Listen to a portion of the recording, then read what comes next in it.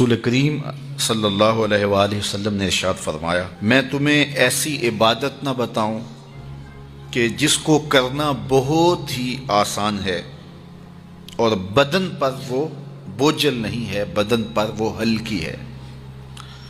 عبادتوں میں مشقت تو اٹھانا پڑتی ہے۔ آپ نماز پڑھنا چاہیں گے تو آپ کو وضو کرنا پڑے گا ٹھنڈے پانی سے، چل کے مسجد جانا پڑے گا، رکوع و سجود ہوں گے۔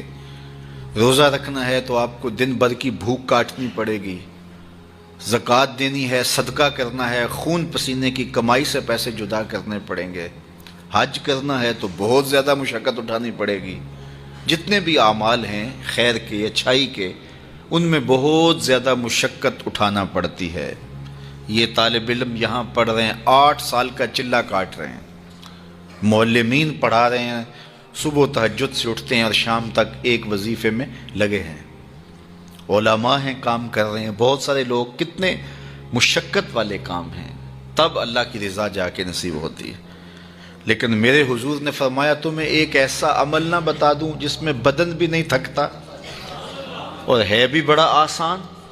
اللہ اکبر! فرمایا وہ عمل کون سا ہے؟ الصمت و حسن الخلق، خاموشی اور اچھے اخلاق۔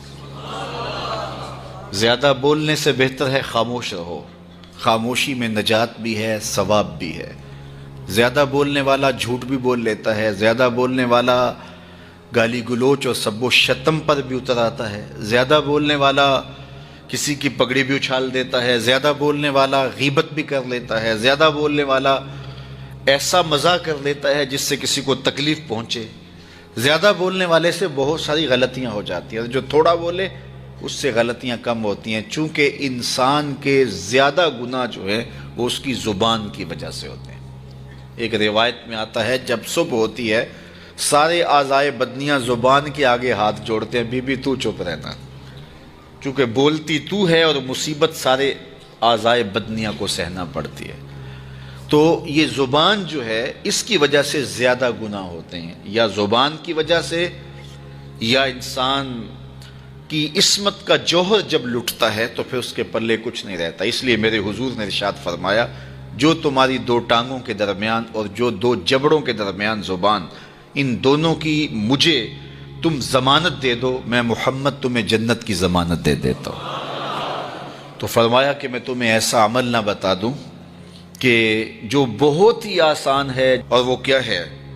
الصمت، خاموشی، وحسن الخلق، اور دوسری بات اچھے اخلاق، رویوں کی خوبصورتی۔ کسی سے ملو تو ہنس کے ملو، کسی سے بات کرو تو لہجے میں نرمی ہو، کسی کی عزت آبرو کا خیال رکھو، بڑے کا احترام کرو، چھوٹے پر شفقت کرو، مخلوق خدا پر رحم کرو، اللہ کی مخلوق پر شفقت سے پیش آؤ، رسول کریم کی امت پر رحم کرو۔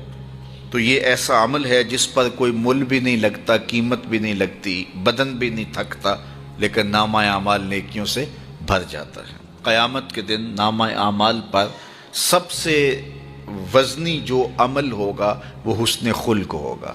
حضور نے فرمایا کہ بیہودگی اور فحش کلام کرنا، یہ سب کچھ جو ہے، تو فرمایا یہ اسلام میں سے نہیں ہے، اور بہترین اسلام وہ ہے جس میں خلق اچھے ہوں۔ حضور نے ارشاد فرمایا کہ جو حسن خلق ہے یہ گناہوں کو اس طرح مٹا دیتا ہے جس طرح جو مصفہ پانی ہوتا ہے، اچھا پانی ہوتا ہے، وہ بدن سے میل کچیل اتار دیتا ہے، اور جو برے اخلاق ہیں وہ عمل کو اس طرح فاسد اور ضائع کر دیتے ہیں جس طرح شہد کے اندر سرکہ ڈال دیا جائے تو شہد صحیح نہیں رہتا۔ تو عمل اچھے ہیں لیکن بدخلقی ان اعمال کی بربادی کا سبب اور ذریعہ بن جاتی ہے۔ اللہ جل شانہ ہمیں معاملات کے اندر خوبصورتیاں نصیب فرمائے، رفق، نرمی نصیب کرے، معاف کر دینے کی توفیق نصیب کرے۔ رزق کمانے کے جو مقاصد ہیں وہ بہت سارے ہو سکتے ہیں، لیکن شریعت میں کاروبار کرنے کے، رزق روزی کمانے کے بنیادی مقاصد 3 ہیں۔ پہلا مقصد اپنے آپ کو سوال سے بچانا.